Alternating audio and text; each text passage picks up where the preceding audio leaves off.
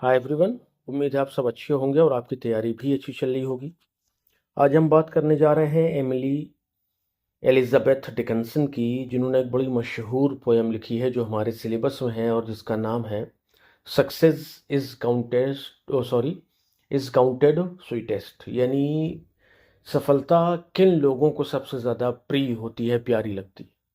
इस बात पे उन्होंने बहस की, बहुत प्यार से बहस की है, बहुत अच्छे से हमारे सामने उन बातों को समझाया है कि आप अगर पानी की वैल्यू देखना चाहते हैं ना, तो पानी की वैल्यू को समझने के लिए आपको किसी रेगिस्तान के व्यक्ति से पूछना पड़ेगा कि उसकी क्या वैल्यू है, या आपको पानी की वैल्यू को समझने के लिए किसी प्यासे से मिलना पड़ेगा, उससे पूछना पड़ेगा कि पानी की क्या वैल्यू है। खाने की वैल्यू आपको जाननी है तो भूखे से पूछ लीजिए, दौलत की वैल्यू अगर जाननी है तो किसी गरीब से पूछ लीजिए, है ना। तो बहुत अच्छे से ये बात समझाई इन्होंने। इनका पहले एक छोटा सा इंट्रो देखते हैं अपन और उसके बाद फिर आगे शुरू करेंगे। इनका जन्म 10 दिसंबर 1830 में हुआ। Place of birth Amherst, Massachusetts चुसेट्स यूएस में हुआ। डाइड 15 मई 1886 और प्लेस ऑफ डेथ है वही है एमहर्स्ट, मैसाचुसेट्स यूएस। ऑक्यूपेशन क्या है? पोएट है। Alma mater Mount Holyoke female seminary, यहाँ इन्होंने पढ़ाई करी है। फादर है इनके एडवर्ड डिकिंसन जो लॉयर थे। मदर है इनकी एमिली नॉरक्रॉस डिकिंसन। ठीक है। Emily Elizabeth Dickinson was an American poet. She has since been regarded as one of the most important figures in American poetry. और इनको जो है अमेरिकन पोइट्री में महानतम कवियों में से एक माना जाता है। चलिए इंट्रोडक्शन देख लेंगे अब हम पोयम का। Success is counted sweetest is a lyric poem, एक लिरिक पोयम है बाय एमिली डिकिंसन के द्वारा, रिटन इन 1859, जिसे 1859 में इन्होंने लिखा था। एंड पब्लिश्ड एनोनिमसली, और इसे इन्होंने एनोनिमसली यानी बिना नाम के पब्लिश किया था, या ये पब्लिश हुई थी ब्रुकलिन डेली यूनियन में अप्रैल 27, 1864। देखिए जैसे कि पिछले भी वीडियोस में हम डिस्कस कर चुके हैं कि पब्लिशिंग ईयर या जो इसका कंपोजिंग ईयर है ना, दोनों में से कोई एक तो कम से कम आपको याद रखना है, जो आपको लॉन्ग आंसर में लिखना है। और किसी पेपर में, किसी मैगजीन में, या मान लीजिए किसी कलेक्शन में अगर वो पोयम पब्लिश हो रही है तो उसका भी नाम आपको ध्यान रखना है। ठीक है। ये चीज़ें आपके लॉन्ग आंसर को खूबसूरती देंगी। उसको जब आप लिखेंगे तो ये एग्जामिनर को बताएंगी कि हाँ आपने मेहनत करी है। द पोएम, ये जो कविता है, uses the images of victorious army, ये एक विजेता सेना की इमेजेस को यूज़ करती है। एंड वन डाइंग वॉरियर, और एक ऐसे योद्धा की तस्वीर को पेश करती हैं जो कि मर रहा है, जो हारा हुआ है।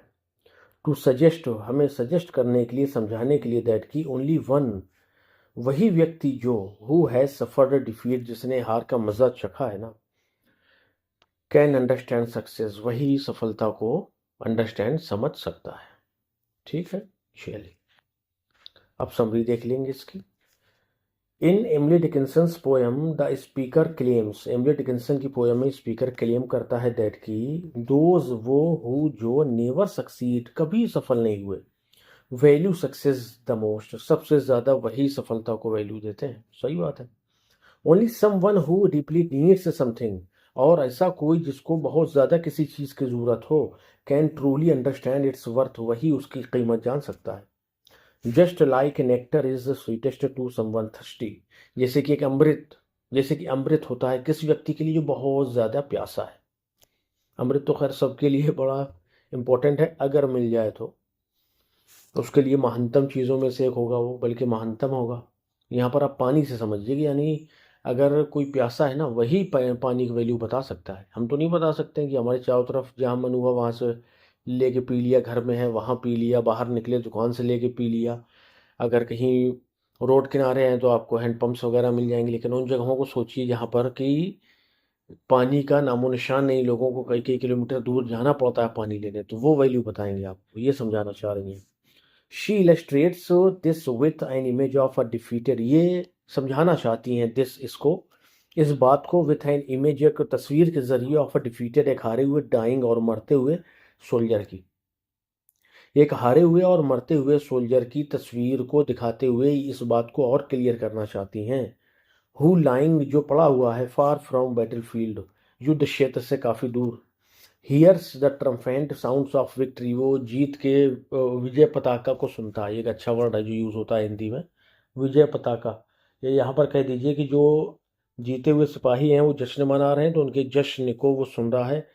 तो आप उससे पूछिए, तब वो बताएगा कि असल में जीत के असली मायने क्या होते हैं।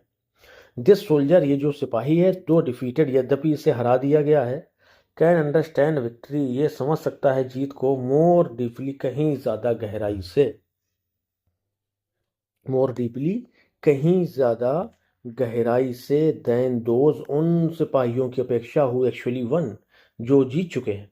The purple host, purple host को, या पर्पल होस्ट उस व्यक्ति को कहा गया है जो कि हु टुक द फ्लैग, जो झंडा लहरा रहा है अपने जीत का, अपनी विजय का। द पोएम, ये जो कविता है, एक्सप्लोर्स, एक्सप्लोर करती है द आइडिया, इस आइडिया को, दैट की लॉस ऑफ शार्पेंस परसेप्शन, लॉस जो हमारा नुकसान है ना, शार्पेंस, वो और शार्प बना देता है किसको, परसेप्शन, हमारे परसेप्शन को, हमारे विचारों को, हमारी मान्यता को। एंड फेल्योर टीचेस अस, और जो हमारी असफलता है वो हमें सिखाती है the true meaning of success, सफलता का असली मतलब। सही बात है। कितने ही हम लोगों ने पेपर दे दिए, उसमें सफलता नहीं मिली, आज भी तैयारी में लगे हुए हैं कि शायद एलटी में, टीजीटी में हमें एक सीट मिल जाए, है ना। सफलता मिलती है, थोड़ा सा कहते हैं ना कि समय और समय से पहले, सॉरी हाँ, समय से पहले और किस्मत से ज़्यादा आपको नहीं मिल सकता, भाग्य से ज़्यादा, है ना। तो वही बात है, लगे रहिए, सक्सेस मिलेगी। चलिए अब क्वेश्चन आंसर में आ जाते हैं। How does Dickinson use form and style to strengthen the poem's message. Dickinson ने किस तरह इस कविता के फॉर्म को और उसकी स्टाइल को शक्ति प्रदान की है अपनी पोएम के मैसेज को पहुंचाने के लिए, या उसको असरदार बनाया, प्रभावशाली बनाया है फॉर्म और स्टाइल को। और क्या क्वेश्चन हो सकता है, comment on the language and technique used by Dickinson. Dickinson ने जिस भाषा और टेक्निक का यूज़ किया है अपनी पोएम में, सक्सेस इज काउंटेड स्वीटेस्ट में, उसको उस पर कमेंट करिए। चलिए बताते हैं। डिकिंसन्स फॉर्म इज डिसेप्टिवली सिंपल, जो डिकिंसन का फॉर्म है ना, इस डिसेप्टिवली सिंपल, बहुत सीधा साधा है। थ्री क्वार्टरेंस, उन्होंने तीन क्वार्टरेंस में अपनी बात कह दी है। बैलेट लाइक राइम स्कीम, और बैलेट की तरह सीधी सादी सी स्कीम है, ABCD। जैसे कि हम बैलेट पढ़ चुके हैं अपने लिटरेरी फॉर्म्स वाले सेशन में, जिसमें अपन ने कोई लॉन्ग आंसर की बात करी है। ये तो हर स्टाइलिस्टिक चॉइस, फिर भी उनकी जो स्टाइलिस्टिक पसंद है ना, डीपेन द मीनिंग, वो उनके मतलब को गहरा बनाती है।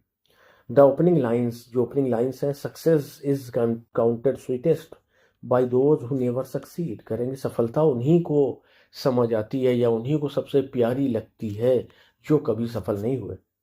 यूज इंजैम्पमेंट, उन्होंने इंजैम्पमेंट का यूज़ किया है, यानी रन ऑनलाइन का यूज़ किया है। रन ऑनलाइन का क्या मतलब है कि एक लाइन का जो अर्थ है ना, अपने को कंप्लीट करने के लिए दूसरे में जंप कर जाता है। दूसरी लाइन का अर्थ जब आप मिलाएंगे तब दोनों की बात क्लियर होगी। ठीक है, ये इंजैम्पमेंट या रन ऑन लाइन कहलाता है। Making the thought spill across lines, making the thought spill, अपने विचार को फैला करके उन्होंने किया है ये, अक्रॉस द लाइंस, सारी लाइंस में। वही बात जो भी समझाई गई आपको, है ना, कि इंजैम्पमेंट क्या होगा कि एक लाइन में अर्थ नहीं रुक रहा है, वो बढ़ता जा रहा है लाइनों पर साथ में। दिस फ्लोइंग मूवमेंट, ये जो बहता हुआ मूवमेंट है ना, ये चलता हुआ, जो चलती हुई जो गति है, मिरर्स, ये दर्शाती है the endless desire of those, उन लोगों की एंडलेस, कभी ना खत्म होने वाली इच्छा को, हु, जो लॉन्ग फॉर सक्सेस, सफलता के लिए इच्छा रखते, सफलता की इच्छा रखते।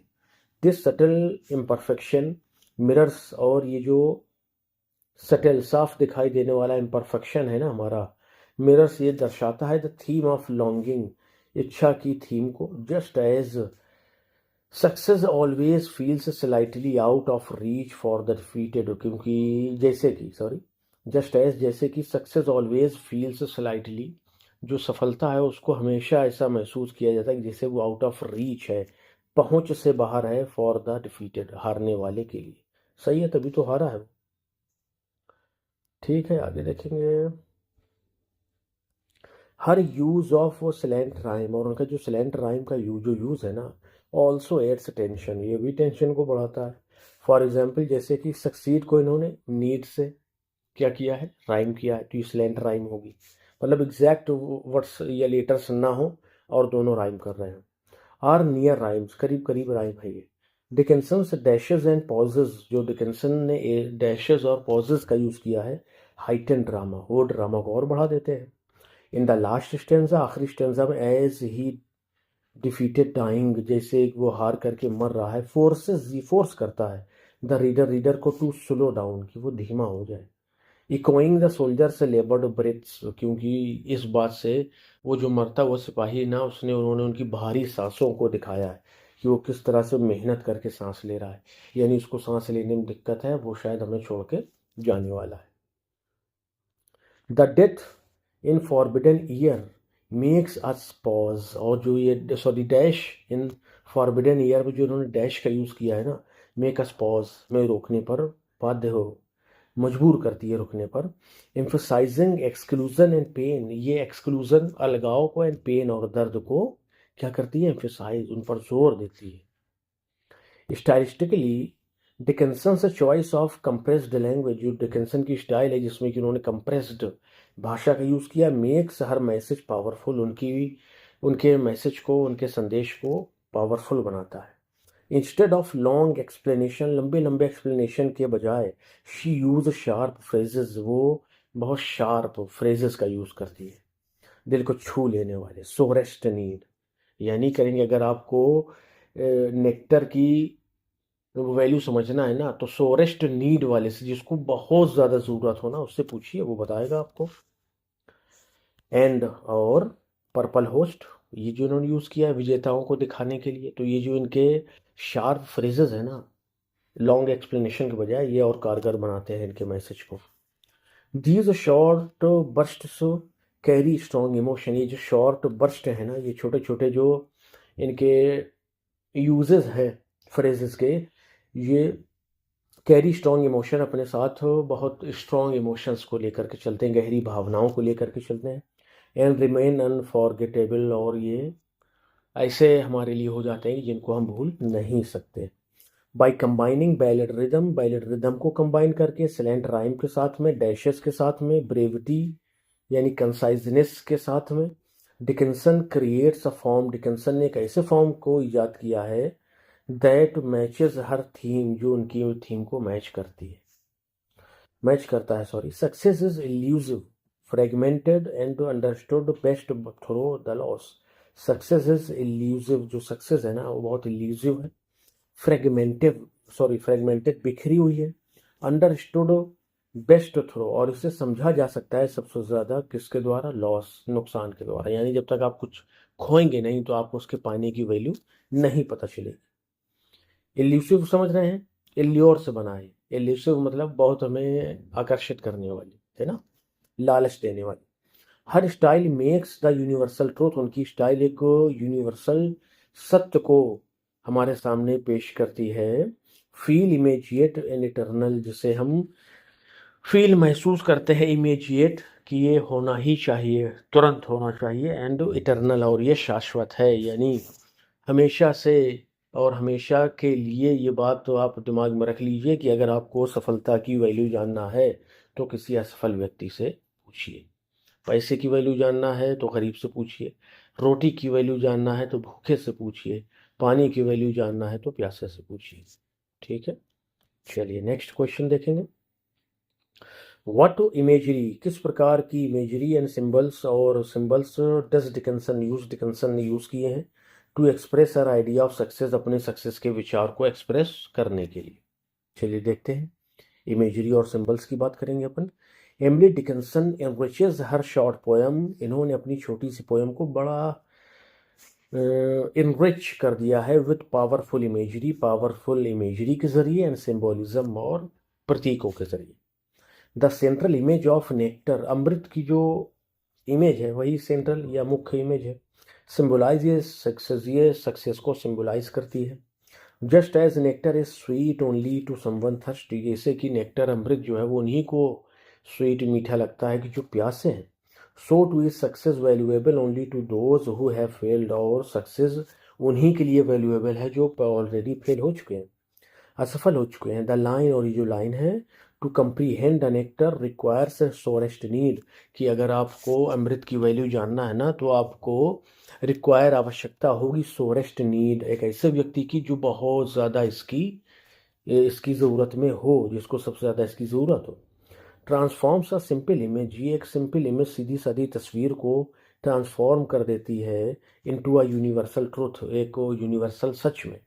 नीड क्रिएट्स अप्रिसिएशन, की ज़रूरत ही प्रशंसा को जन्म देती है, यानी जब आपको ज़रूरत होगी, आपको वो चीज़ मिलेगी, तभी आप उसकी तारीफ करेंगे।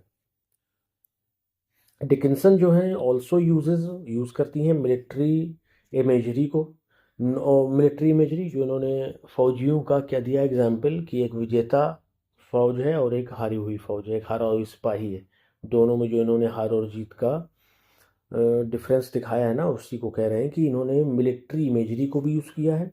Not one of all the purple host who took the flag today, the purple host represents a victorious royal army. करेंगे not one of all the purple host, करें कि नॉट वन, कोई एक नहीं, of all the purple host, से सारे विजेताओं में से, who took the flag today, जो आज झंडा लिए हुए हैं।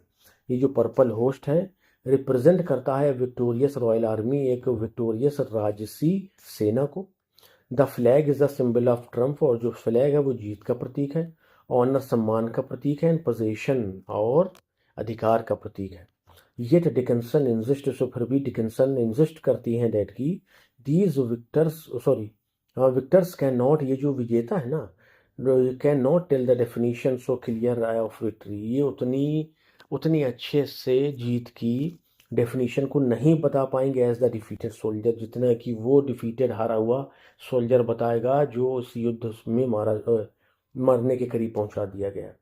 The contrast between the powerful army, इस शक्तिशाली army, and the dying soldier, और मरते हुए सिपाही के बीच जो अंतर है शोज, वो दिखाता है the difference between having success, एक having success and understand it, सफलता पाने और उसे समझने के बीच के अंतर को।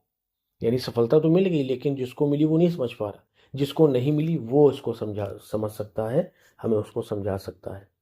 इन द फाइनल स्टेंजा में the image of the soldiers forbidden year, उस इमेज को, सॉरी, सिपाही के फॉरबिडन ईयर, यानी ऐसे सिपाही को जिसे भुला दिया गया है, hearing the distant strands of Trump, वो जीत के नगाड़ों को सुन रहा है, ढोल बाजों को सुन रहा है। इज हॉन्टिंग, ये बड़ा भयावह है। दो एक्सक्लूडेड, यद्यपि वो अलग थलग है, ही कंप्रीहेंड्स द मीनिंग, फिर भी वो समझ पा रहा है द मीनिंग ऑफ विक्ट्री, जीत के मतलब को, more intensely than the winners, विजेताओं से कहीं ज़्यादा। यानी वो सिपाही जिसे भुला दिया गया, वो उस जीत को कहीं ज़्यादा अच्छे से समझ पा रहा है, जो विजेता फौज नहीं समझ पा रही है, वो बस अपने हल्ला गुल्ला करने में लगे हुए। थ्रो नेक्टर, नेक्टर के द्वारा, आर्मीज के द्वारा, फ्लैग्स के द्वारा, यानी अमृत के द्वारा, सेना के द्वारा, झंडों के द्वारा, डाइंग ईयर्स, मरते हुए सिपाही के द्वारा, डिकिंसन ने क्या किया है, बिल्ड्स अ सिंबॉलिक लैंडस्केप, एक प्रतीकात्मक लैंडस्केप तस्वीर हमारे सामने पेश की है, ऑफ सक्सेस, सफलता की, एंड फेल्योर, और असफलता की। दीज इमेजेस, ये जो इमेजेस हैं, डीपेन हर मैसेज, उनके मैसेज को और गहरा बनाते हैं। और वो क्या है, success is not measured by position, अधिकार से आप किसी सफलता को मेजर माप नहीं सकते, but by the hunger of those who lack it, बल्कि उस भूख से आप उसे माप सकते हैं, उसकी वैल्यू जान सकते हैं, उस भूख से, of those who lack it, जिनके अंदर ये कमी है। यानी कहें कि अगर आप सफलता की असली वैल्यू जानना चाहते हैं ना, तो किसी के अधिकार से उसको आप नहीं जान पाएंगे, बल्कि आप इसको तब जान पाएंगे जब आप उन लोगों से मिलेंगे जो इसके लिए भूखे हैं, सफलता पाने के लिए, उनको भूख है सफलता पाने की। बिल्कुल सही। ठीक है भाई, तो ये था आज का सेशन एमिली डिकिंसन पर बेस्ड। उम्मीद है आपको सेशन अच्छा लगा होगा। चैनल पर बने नहीं रहिए, एलटी ग्रेड के लिए बहुत सारी प्लेलिस्ट हमने तैयार कर रखी है चैनल पर, उनको एक्सप्लोर करिए, खूब अच्छे से लेक्चर्स को सुनिए, अपनी तैयारी को बूस्ट करिए, कोई इशू आता है तो टेलीग्राम में बिल्कुल बता दीजिए। और जितने भी सिर्फ इसके नहीं, जितने भी वीडियोस अपने चैनल पर मौजूद हैं उन सभी की पीडीएफ के लिए आपको टेलीग्राम चैनल ज्वाइन करना है, जिसका लिंक डिस्क्रिप्शन में दे दिया जाएगा। ठीक है, चलिए, व्यस्त रहिए, स्वस्थ रहिए और अपने स्टडी में मगन रहिए। चलिए, मिलते हैं नेक्स्ट सेशन में। Till then bye bye, thank you.